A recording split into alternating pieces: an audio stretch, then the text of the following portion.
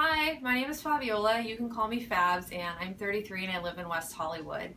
So my true passion is anything art and creative related, and it all began when I was a kid. I had really bad ADD and I was constantly getting into trouble. My poor parents, they didn't really know what else to do other than to give me a sheet of paper and a pencil, and that's the only thing that calmed me down.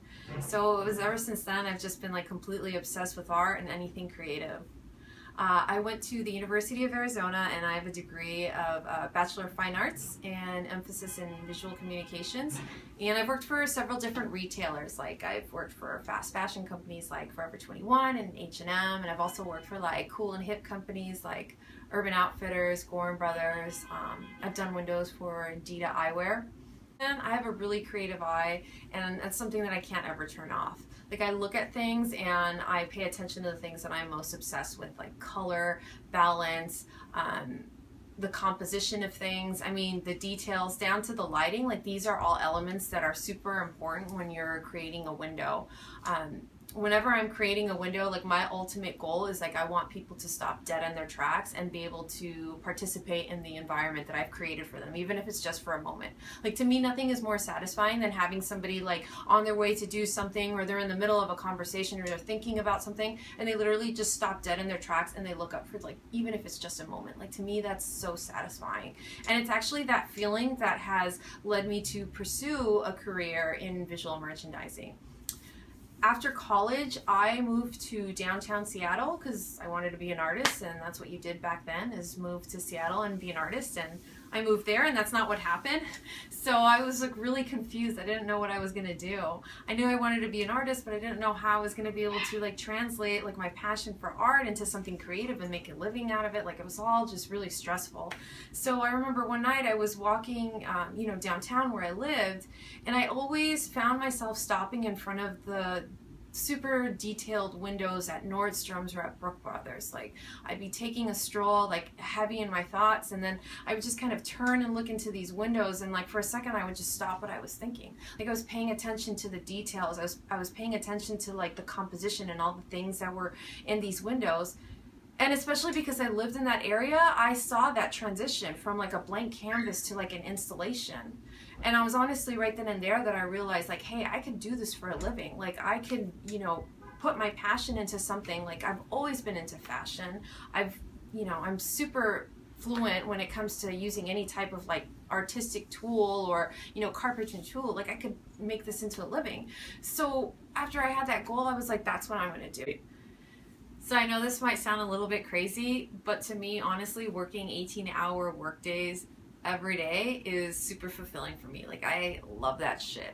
I love being able to come home with a busted back and busted arms and having war wounds of the day on me, like the burn of a glue gun or maybe the burn of a fluorescent light. I've lost a couple of fingernails using power tools. I've certainly stepped on my fair share of nails, and I just love it. Like it's so fulfilling to me that I get to exercise this creative freedom as a profession. But I don't take that for granted. Like I hustle really hard when it comes to getting my jobs and getting my work done, and I really contribute that strong work ethic to my parents. I got a little picture to show you of them. So that's my dad. That's Papa Tony, and this is my mother Rogelia, and that's one of my younger siblings. So these are my parents. And the story about my parents is that my parents are actually immigrants from Mexico. Like I'm a first generation Mexican American, and my parents came here with basically not knowing the language and having absolutely no money, and my father being like the ultimate hustler, just like really worked his ass off to get to where he is today. Like I, stand before you with this passion to work really hard and this like work ethic that's like really driven based on like my father. Both of my parents grew up really poor, and I was very fortunate not to grow up in that sort of lifestyle, but that's something that I certainly don't take for granted. And in fact, it's that history that they came from is what fuels my passion and my drive to succeed. Whenever I'm making a window, like I am truly just like putting my heart and soul into things. Like I can't really put it so much into words as it is like it's about feelings. Like when I'm making something. It's about this like overall feeling that I'm trying to create. Like, I don't necessarily consider myself a visual merchandiser as more as a curator of an environment, because that's basically what I'm doing. I'm creating this environment and I'm trying to capture the audience by making this like dynamic and compelling story that's in this window. And sure, I might be trying to sell something, or I might be trying to express something, but you know, I can't begin to tell you how much heart and soul goes into things. Like, these hands can pretty much do anything. Like, I can weld, I can use various types of power tools down to like band saws and, you know, handheld drills of like different complexities.